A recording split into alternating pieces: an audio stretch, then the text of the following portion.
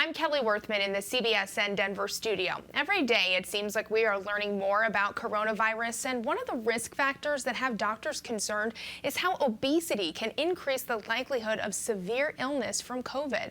Joining us once again is Dr. Frank Shea from the Denver Center for Bariatric Surgery at Sky Ridge. So Dr. Shea, since we last talked to you, there's actually been an interesting trend. More and more people are signing up for weight loss surgeries. Do you think that's directly related to coronavirus? Yes, in the past summer, from the month of June, July, and August, we've seen a 20% increase in the demand and request for bariatric surgery. And it's not just our practice, actually. Across the country, whether it's in New York City or in Cleveland, as well as the various insurance companies across the country, like United Healthcare and Cigna, has seen an increased demand as much as 24% to 40% increase compared to last year. So who are the best candidates for weight loss surgery? Obviously these are adults, and they tend to be about 60 to 80 pounds overweight. That is their ideal body weight. We go by body mass index, BMI, but typically if BMI is greater than 30, that's when we start talking about weight loss surgery. And of course, the major insurance companies will start covering at BMI of 35 or greater. So for the thousands of Americans who are struggling with their weight, doctor, and may not be eligible or even want that surgery, what is your advice to them? Yes, it's really, I think it's tied in with the economic impact. With the COVID shutdown, people are losing jobs or about to, as well as losing their businesses. So I think a lot of people are fast tracking their decision process to sign up for surgery in order for them to protect themselves from the adverse effects of COVID-19 complication, which, by the way, rises with obesity.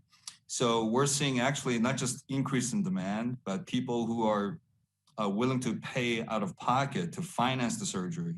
And especially because there's a lengthy insurance process of which it may take 3 to 6 months to complete. And by the way, at the end of that, there's no guarantee that the insurance companies will approve the surgery.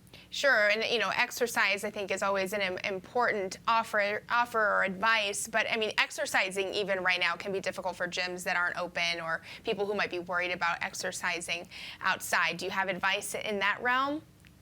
Yes, I mean, this crazy year has been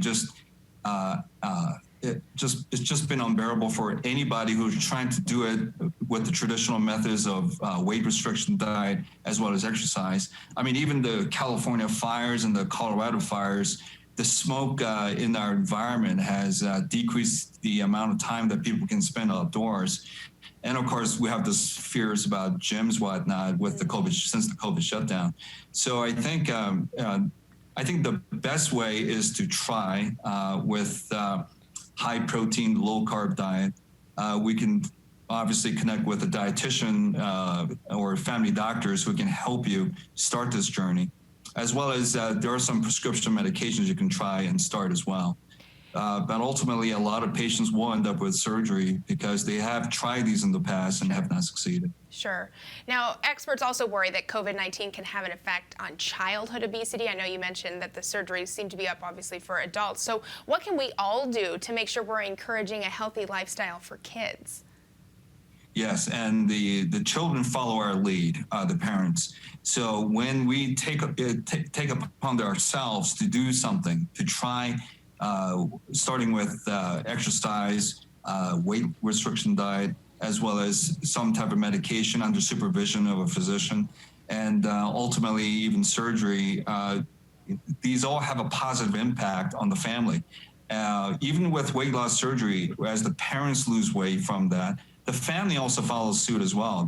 And obviously kids involved. As the lifestyle changes and the dietary habit changes, the kids can also benefit from this as well. Dr. Shea, before we let you go, any last insight you might have for us on this topic? No, I think the ultimate surprise out of this is that we knew obesity was bad for COVID, since it does adversely affect our lung function, our immune response system to fight off infection, as well as our hyper-exaggerated hyperinflammation after the infection of COVID, and obesity makes it much worse.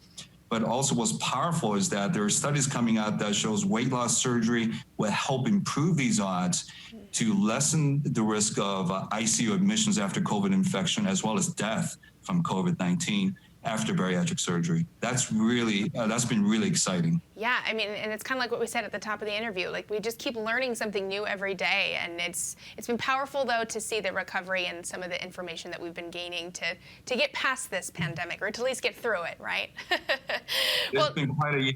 It's been quite a year. Absolutely, that is the best way to say it. Well, Dr. Shea, thank you as always for taking the time and for sharing your insights. We're glad we could talk to you yet again. We'll be right back.